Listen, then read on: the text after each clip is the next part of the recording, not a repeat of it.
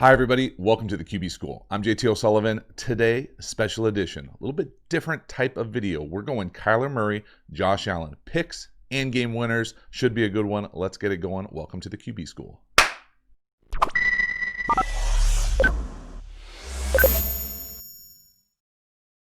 So as I mentioned, a little bit different style of video today. We are looking at 3 interceptions to start and then 2 unbelievable game winner type plays from the Bills-Arizona Cardinals game. The interceptions I think are interesting because it does build on things we've talked about in the past on this channel, specifically with Josh Allen, crossers, things like that. And then Kyler Murray, there are things to learn from some of these interceptions. But then the game winners are really special on a number of different levels. I think you will really dig it. Let's get the video going. All right, first one up here, Josh Allen picked. This is really an NFL special here. This is an exotic coverage, in my opinion, on the back end. It's a combination of what I would probably call a variation of 2-man to one side and a double the jersey, double coverage down here to Diggs. And it's just not something that you're going to see a lot, if ever, in like the Mountain West, or unless you have a legit dude as the number 1 receiver. You can see they're trying to show middle field close there, trying to get over there. Reed, nice job stepping up. And the throw is there. It really is. It's going to be a catch. If the construction of the play, in my opinion, for as much as love what the Buffalo Bills have been doing in the past with all those crossing routes, giving Josh an opportunity to see and throw throws down the field, and his accuracy down the field has been so great. This construction of this play is probably the opposite of that. And so it just is what it is when it comes for me, at least trying to be honest here about exactly what's going on. First, let's talk route-wise here. We get a deep in, like a 15-yard in. We get like a cross route or an over here where the ball's trying to be thrown. We get a wheel by the number 2, and we get kind of like a 10-yard pivot route here. So this is kind of a unique structure to begin with, concept-wise. I think we get a wide here, check wide down here. Now, defensively, this is where it really gets interesting. So right here, this looks like just some variation of middle field closed, probably man, with how these guys are looking at these guys right across the. But what happens here at the snap is we get a variation of basically a soft 2-man. I mean, you make the argument that it's not 2-man. There's other techniques being used over here. That's fine. It's the bones of 2-man to the top of the screen. Down here, we basically get a bracket 2-on-1 right here. And then we get this linebacker got the back. Okay, so basically it's a double team on Diggs, and then we're getting 2-man up top. That's pretty exotic. What happens here is that this in my opinion, is too deep. Not that he runs it too deep, it's that the construction of the play is too deep. If it's at 10 yards, Peterson has a lot harder time falling into this crosser. Because it gets up to like 15-ish yards, now Peterson is able to see that it's not being thrown there. He knows he has 3x3 help inside with the double team, and he's able to fall off to this number 3 crosser coming the other way.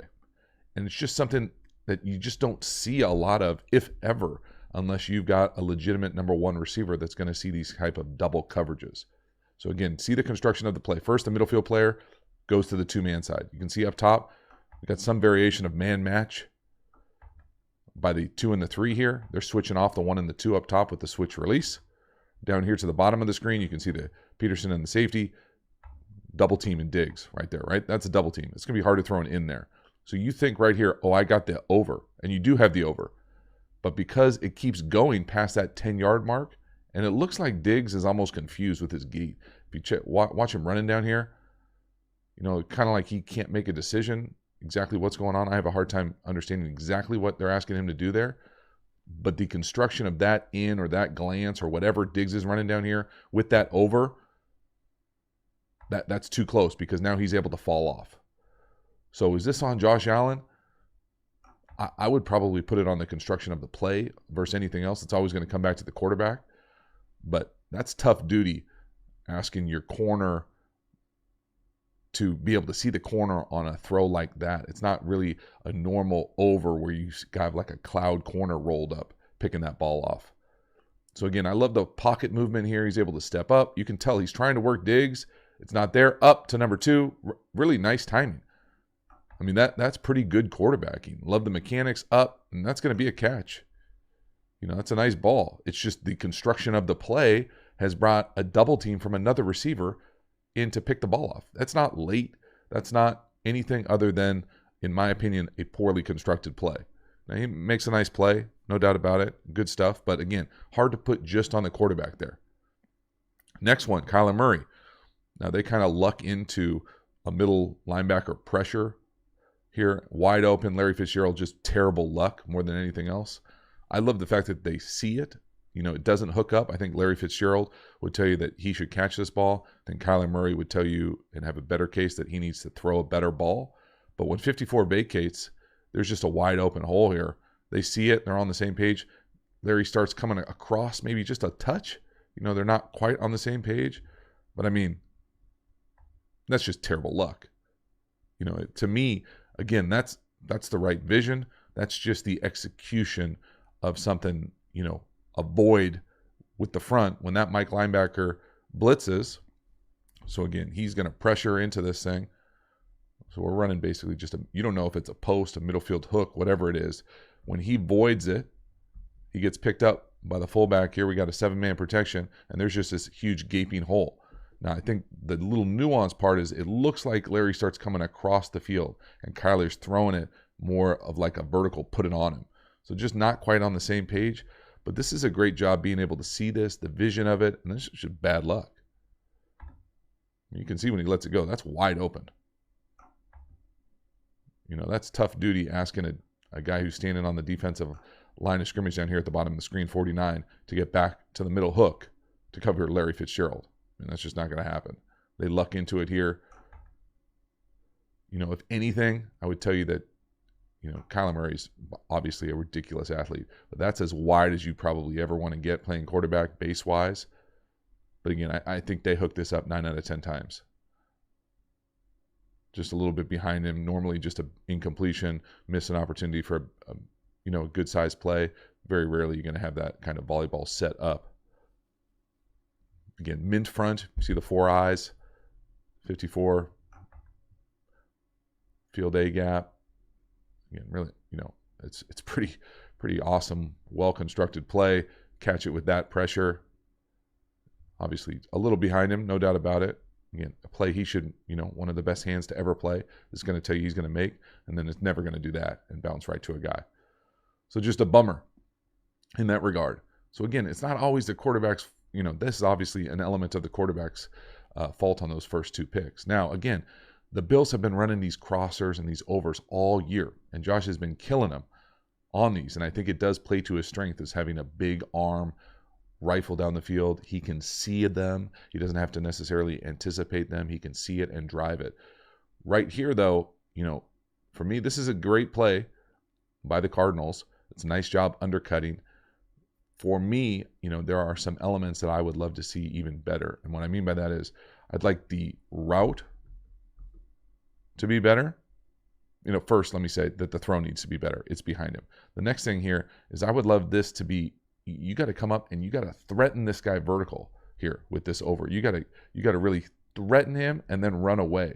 And then when you run away, once you start coming on a flat line, there's really no flat lines in football.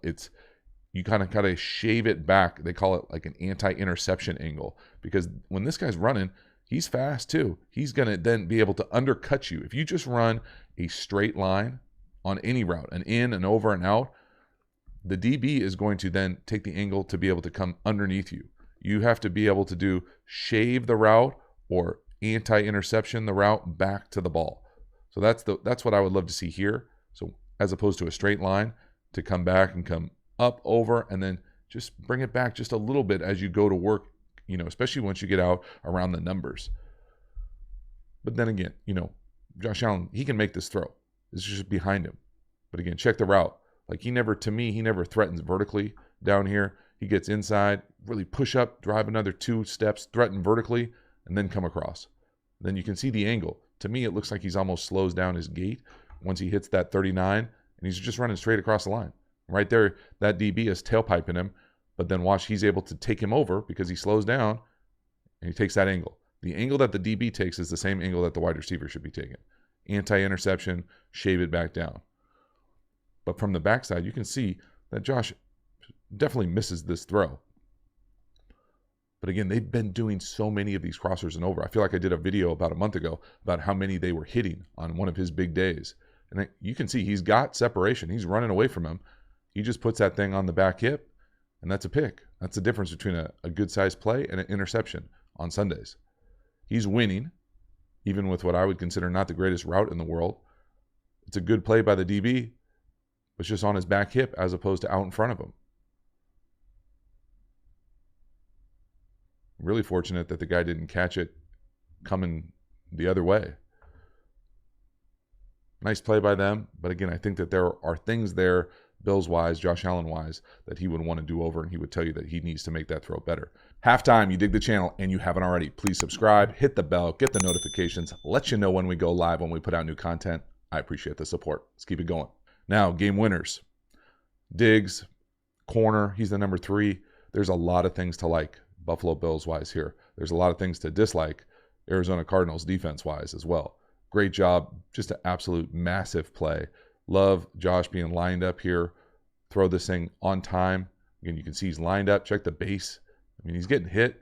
Left tackle's taking an L. Look at the base here. He's lined up. No heel click. Loaded legs, knee bend. I mean, it's outstanding. All his cleats in the ground right there. That's world class. And that's a strike on time. Love it. Look at Beasley's celebration. Now, things to pay attention to here. For me, let's talk good offense. This get off, world class. We'll slow it down. You can see his knee bend, his explosiveness. He's ready to go before anybody else on the field. World class. Defensively here, or let's talk scheme-wise here. It's a corner, it's an out, and it's like a 5-yard in. Cool way to threaten all 3 levels, different variation of sail is all it is. We're threatening 3 levels to the sideline. Defensively here, middle field closed, man free. Normally, let's just line this up normally. So first of all, Diggs is on the line of scrimmage. This is an indicator in all of football at every level when the inside guy is on the line of scrimmage like this, that he is running the deep route. It is.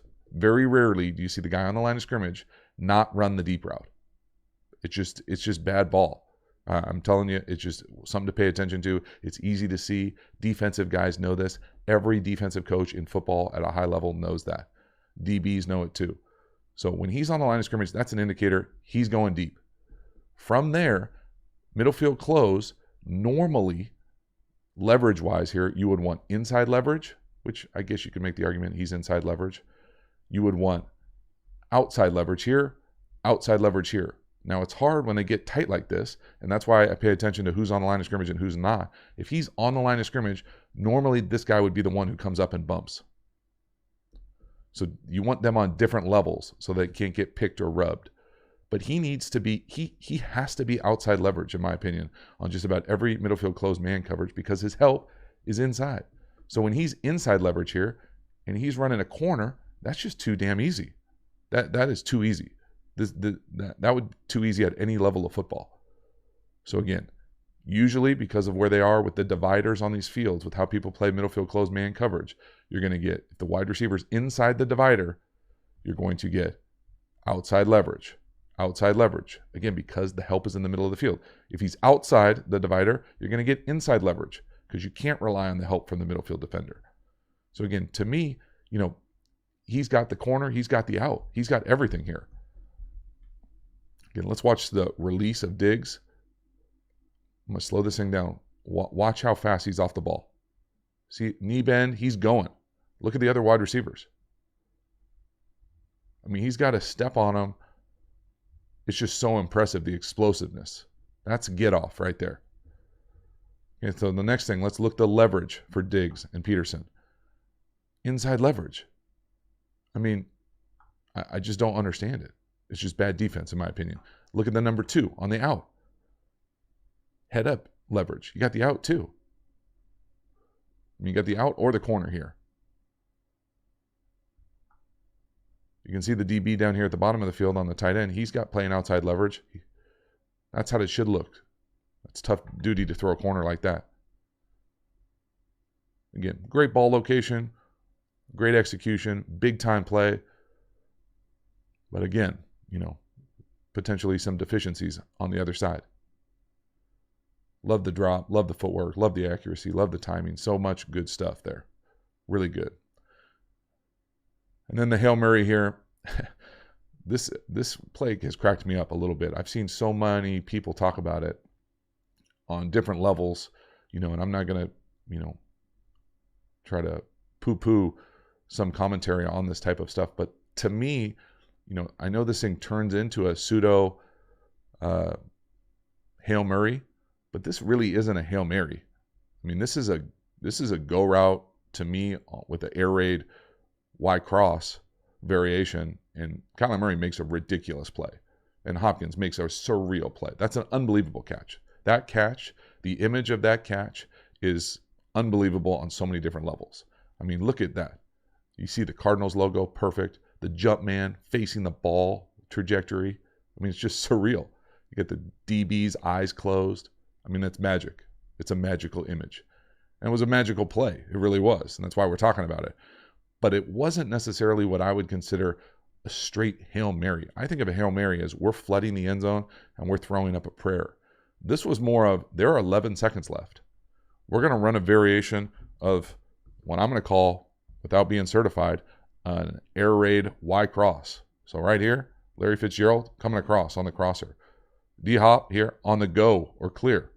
So if you 1, 2, I think on the backside they run variation of like a post and an in. Doesn't matter what it is. This is the play over here. So to me, it's not a true Hail Mary. A true Hail Mary is, everybody knows, 3 guys line up or 4 guys line up, and everybody runs to the same spot in the end zone, and you throw it up, and you're hoping to get lucky. This is really 11 seconds left. They're thinking that they're probably going to have a shot here to get another 20 yards, get out of bounds with this crosser. So like the whole thing about like, you got to bump him, you got to be able to do this. They're not playing for a Hail Mary here. You got to bump him. That's a special design of a Hail Mary. I just disagree. I don't know. I haven't looked. I'm sure people have talked about it in post-game interviews, but this is just a go with a cross. Now, he makes a ridiculous play. First of all, it's terrible that they're able to let him get outside, but when he gets out here, flips his hips and throws a dime, it's a perfect pass for this type of what eventually ends up being a Hail Mary, how he throws it. I know that's counterintuitive. He's not throwing this like a time go. He gets outside right here, and then he's able to flip his hips and throw this thing 50 yards on a dime. Now, at this point, it turns into a one-man Hail Mary, and it's a beautiful play. The thing for me that I love the most about this throw, first let's talk the throw. The throw is that these Hail Marys, oftentimes guys will get so jacked up that they'll throw it out the back of the end zone or at lower levels out of bounds. The thing about these Hail Mary throws is you have to throw them so that they come down in the middle of the end zone. You want that thing dropped out of a helicopter at the back middle of the end zone, and that's what he does. Now, this is just him being a ridiculous athlete here. Pretty sweet job by 67. Looks like they're trying, almost like creating that waggle, with the pass protection. 67 obviously is looking to get back there and get that kind of peel block. But this is not like a, traditional Hail Mary. This is a great job by being able to create this type of athleticism to get out there on the edge. And then that's just a ridiculous play. To be able to get around him, flip your hips, and drop that kind of ball, essentially on a chuck and duck. It's a chuck and duck. 5 years ago, he's into the Gatorade with that hit from 91. But it's a beautiful ball. It's a great ball. And then it's just a world-class catch. Unbelievable. Surreal. So that's a wrap. Hopefully you enjoyed this bit of a curveball as far as structure of the videos, learning from the interceptions, seeing how the game winner type plays were really worked and against specific types of defenses, leverage, all those types of things. Lots of detail in this one. Hopefully you enjoyed it. Let me know in the comments. I appreciate it. I will see you next time. Have a good one.